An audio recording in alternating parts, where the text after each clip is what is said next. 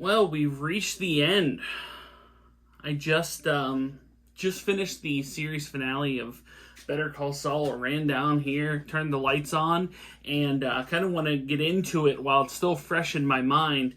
Really not just the series end of Better Call Saul, but a really series end of, I believe, the Breaking Bad universe on television.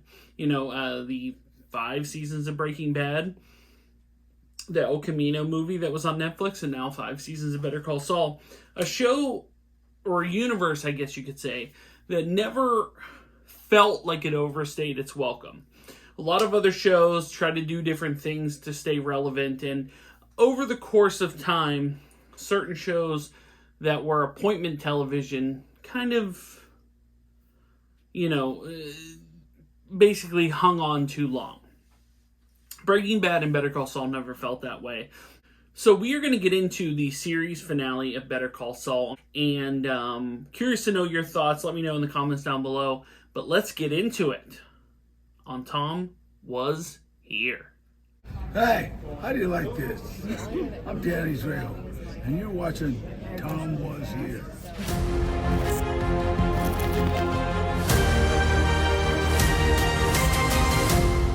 Okay, Better Call Saul series finale in the books. And really, like I said, the Breaking Bad universe in the books as well. It's interesting. They really hammered home, and kind of it was the central theme of the whole episode. Kind of time, not really much as time machine, but if you could do something differently, what would you have done differently? And that really was the kind of overall arch of the episode here, because Saul was in a situation where he kind of had the best case scenario that could have played out given his situation, and he decided to do something different. A lot of the predictions were, is Saul going to die, or what's going to happen, or how are they going to kind of wrap this up? And I did want some finality, I guess you could say. I wanted something, there had to be something that had to occur to make it final. Certain shows' endings sometimes don't give you that level of finality, where it's like, they had all this time to kind of come up with like a series finale, and generally a lot of them kind of fall flat on their face. They don't really know how to end, this compelling piece of TV, and great shows have been kind of unraveled by bad endings. But in this case, Saul didn't really have to do too much, to be honest with you. When I say it like that, I don't mean that in a bad way. It's just they didn't have to deviate from their formula. In some cases, series finales will take it really like in a, kind of like a complete right turn, or something different than kind of what they've been either building towards or just against the grain. And Saul didn't have to do that. Basically, the whole idea of him possibly, getting killed or something, I didn't really see. I didn't see Kim getting killed, and I was right on that, because that was one of my big things. There was a lot of rumors that say Kim's she's gonna break bad and become some big criminal mastermind. I didn't really see that either. So it was interesting to see in these final few episodes of her go to this mundane office life, which, by the way, if you ever worked in an office before, that scenes of her in an office is working in an office. I mean, that's basically what working in an office is. So yeah, the sad mundane life that she has, was kind of like her punishment. But when she did, I was confused about something in the finale, and I think I would like someone to clarify this for me. Basically, Saul, or in this case Jimmy, decided that he was going to, after taking this deal, he found a way to kind of still get a trial where then he could reveal all this stuff, basically get it all off his chest about his brother, about Kim, about everybody, and kind of reveal all the sins that he had done over the course of not just this show, but Breaking Bad as well. And it provided peace to Hank's wife, and it was really cool to see Hank's wife there along with the other agents' a wife. Like they actually get some form of justice, really. If no one really, they never got any official justice in Breaking Bad from what I remember. And it's been a while since I watched that. So maybe if there's something more where somebody was charged, but I don't believe anybody was charged.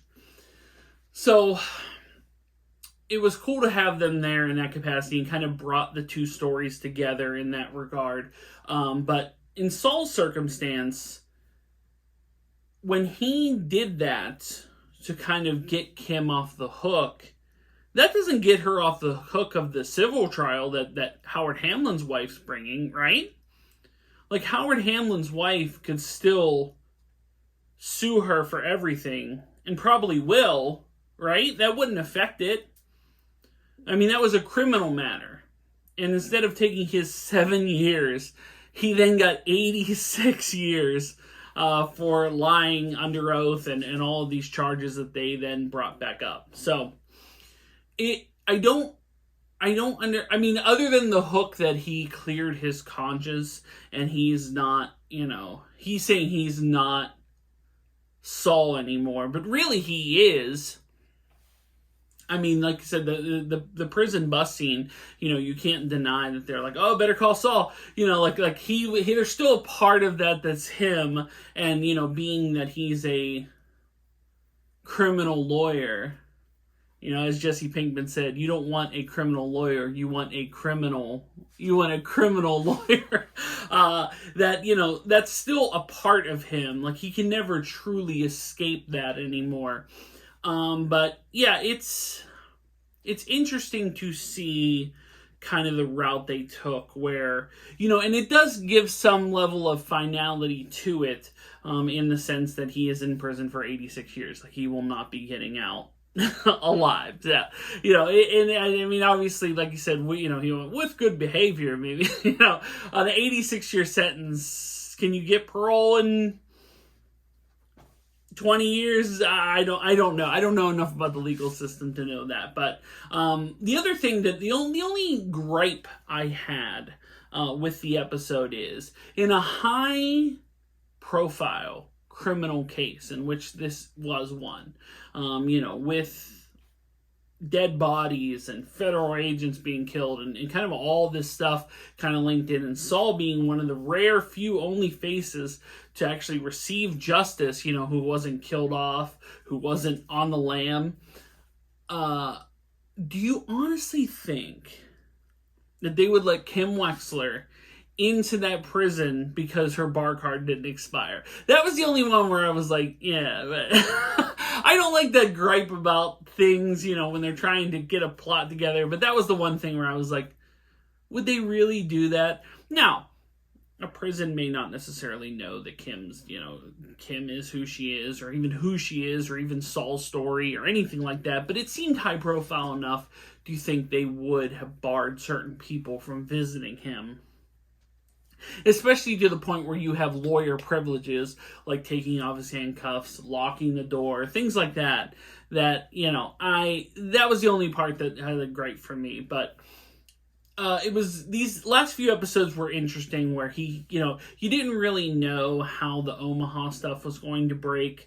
We thought that there'd be more play into that guy that recognized them.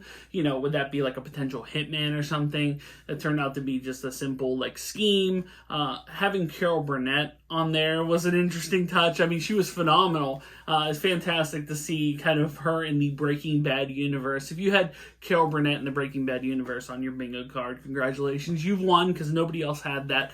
So that part was interesting.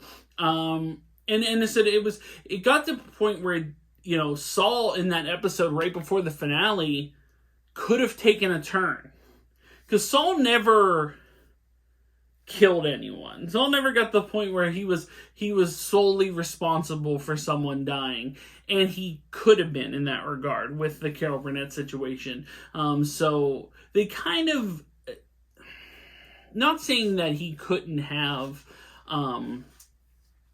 they kind of spared him of that true villain status. I mean, he was always like an anti-hero, kind of is how it was always portrayed. Obviously, he did terrible things and was responsible for terrible things, but they kind of had that anti-hero status, whereas if he had done that, he killed an innocent lady because she recognized him, that would have taken it then. That would almost have been against type, which is kind of the failing point of most series finales. But yeah, it was cool to see. It's cool to see the brothers show up. Michael McKean, who's phenomenal. Their whole season, their whole few seasons when they were together were great. So it's cool to see him and Walter White as well. And it all kind of boiled around that central thing where it was like, if you could change something in your life, what would it be? Like if you could go back in time and fix something, what would it be? And that's, was kind of Saul's eventual conclusion, that he had a point where he had life plus 193 years whittled down to 7.5, plus ice cream every Friday. And he instead decided to clear his conscience of his brother, of Howard, of Kim, and just throw it all out there, and got 86 years because of it.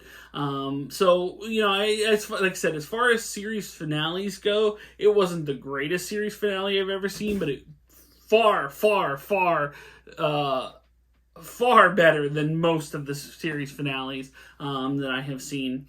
Let me know your thoughts in the comments down below. Do you feel that this wrapped up in a neat, tidy conclusion? Was there something more you were looking for? Did you want Kim to go to jail as well? Obviously, she had some, certainly some guilt.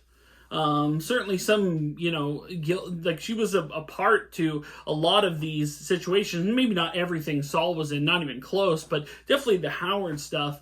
Would you feel better if he had died, or if he had escaped, or let me just know your opinion on the series finale of Better Call Saul and how you feel about it as a whole. For me, it was great that they tied the two shows together so well. Subtle story nods, things that, were offhanded remarks that became canon in Better Call Saul. Offhanded remarks in Breaking Bad that became canon in Better Call Saul was really nice to, it really hit the touch points to kind of make it a perfect complement to the Breaking Bad series. And here's a debate for you, and you can let me know in the comments down below. I've heard contrasting reasons for this, but what do you feel is the superior show? Breaking Bad or Better Call Saul? I have actually heard from some that they felt Better Call Saul was the superior series. Personally, for me, Breaking Bad was the superior series, but like I said, to each its own. Let me know your thoughts in the comments down below. I would love your opinion on this. I would love your opinion on the finale. Did you feel that it worked out about how you thought it was going to work out, that Saul got captured, that he, went to jail for life? Did it play out exactly like you expected? Let me know your thoughts in the comments down below. Guys, thanks so much for watching. If you are new here, make sure to like, share, and subscribe. If you'd like to support me on Patreon like John Bailey did, you can do so. Link is in the description below. If you'd like to buy a t-shirt, a Tomwashere t-shirt, you can do so at Spreadshirt, as well as links to my eBay store, Facebook page, Instagram, Clubhouse, and the Pennsylvania Autograph Collectors Association. Links are in the description below. Better Call Saul series finale. Man, truly a show that was the show that currently was appointment television for me. Breaking Bad was this as well. Appointment television is something where you build your schedule around this show. That doesn't happen too much anymore, to be honest with you. There's not a ton of shows anymore, and sadly one less with Saul gone, that I would build my schedule around watching it. So, thanks so much for watching. And until the next video, I will see you soon. But until then, bye everyone.